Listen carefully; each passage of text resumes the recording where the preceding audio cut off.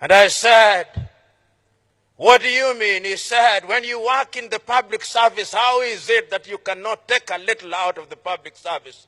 And I told him, you are not a fish, and if you are a fish, close your mouth when you are swimming. And he also told me, how can you be tethered around a tree and you do not graze on the grass that is around there? I said, you are not a cow, and even if you are, remember that the grass does not belong to you. There is no shortage of attempts at rationalizing corruption in Africa, and there is no way in which we are going to fight corruption without changing people's behavior. My prescription is that we must realize that those who engage in corruption belong to a different cadre of people, and that they must never be owned. The culture in many African countries that if a thief is from your tribe, you say, yes, we know he's a thief, but he's our thief, must stop. This ownership of thieves, because they come from our ethnic groups, or they come from our social class, or they come from our religious circle, is one of the things that undermines the fight against corruption in many parts of Africa. We must therefore create an environment where those who engage in graft do not have places of refuge in their ethnic groups. We must not create an environment where when we punish people because they have engaged in graft, we then give them protection because they come from our tribes. It is a problem that is going to persist in a country such as Nigeria, but it is only through the legislature, which comprises people from all parts of Nigeria, that we can ensure that these thieves are not given the oxygen to breathe so that they can suffocate through their iniquities. Ladies and gentlemen, the fight against corruption is one which one can talk about for a long time. But when one is speaking in the presence of the Vice President of the Federal Republic of Nigeria, one ought to measure one's words. One only ought to say the things that ought to be said. And therefore, as I draw to the conclusion of my presentation, there are a number of things that I think are critical in the fight against corruption in the manner that it has been demonstrated in different parts of the world. The first thing that we must do is that we must strengthen institutions. Institutions are at the very heart of the sustained fight against corruption. Your President, His Excellency Muhammadu Buhari, is on the right path. He has given us a clarion call. He is now recognized the world over as one of the chief fighters against corruption. But I can tell you that no matter how well-intentioned he is not going to succeed unless you support him as the legislators. He is not going to succeed unless the institutions are strengthened. And in any event, the maximum he can stay in office is 2 terms. And let me tell you one thing about those who engage in graft.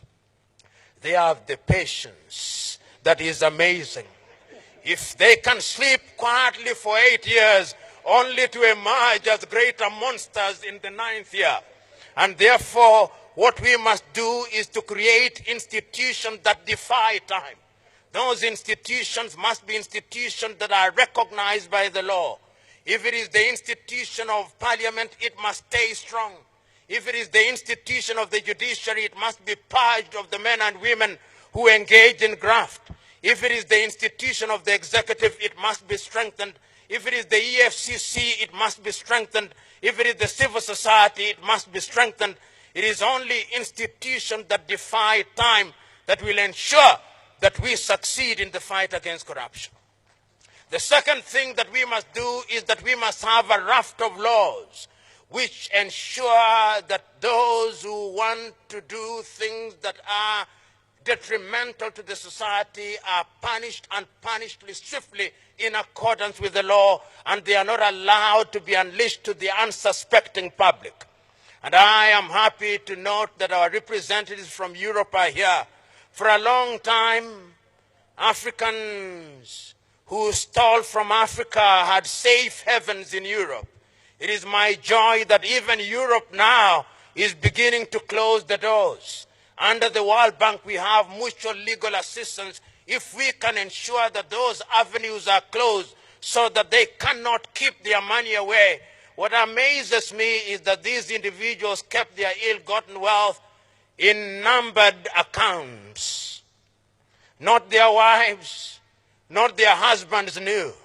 So that when they died, this money was enjoyed by other civilizations. We must now ensure that those who serve in the public service do not hold accounts outside of this country. If they love this country so much that they serve her, why is it that they do not have faith in having their money in this part of the world? These are things that can only be done if we have sound laws. The third thing is that we must look at our education system. What are we teaching in the 143 universities in Nigeria? What are we teaching in our high schools?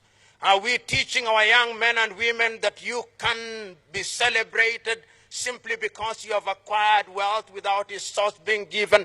We must interrogate our curriculum, and we must involve everybody, religious leaders, traditional leaders, because how can it be that amongst the various peoples of Nigeria, you would not allow your daughter or your son to marry a thief who has stolen a goat, but a thief who has stolen naira is celebrated? We must give the goat and the naira equal value, because he's a thief is a thief. Lastly, I have no doubt in my mind that we must introduce hygiene in our politics. The day we introduce hygiene in our politics, so that our men and women who seek public office are men and women of integrity, so that our men and women who seek public office finance their campaigns in a clean manner, we will never succeed.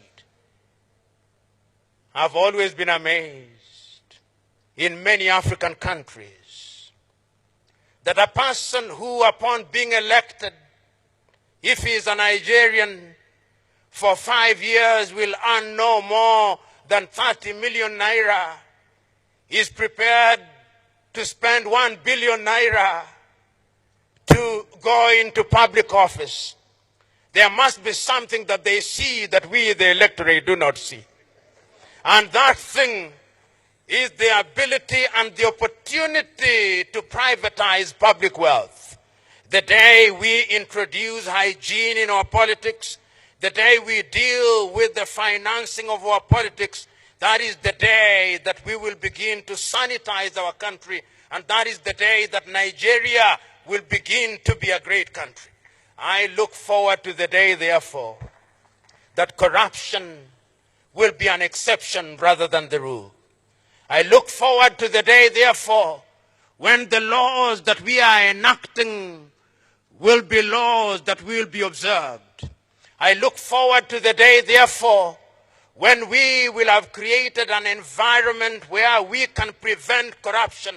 I look forward to the day, therefore, when national honors in Nigeria will be given to men and women who deserve it, not those who have bought them. I look forward to the day, therefore, when our young men and women in institutions of higher learning will have as their natural instinct the instinct to do good.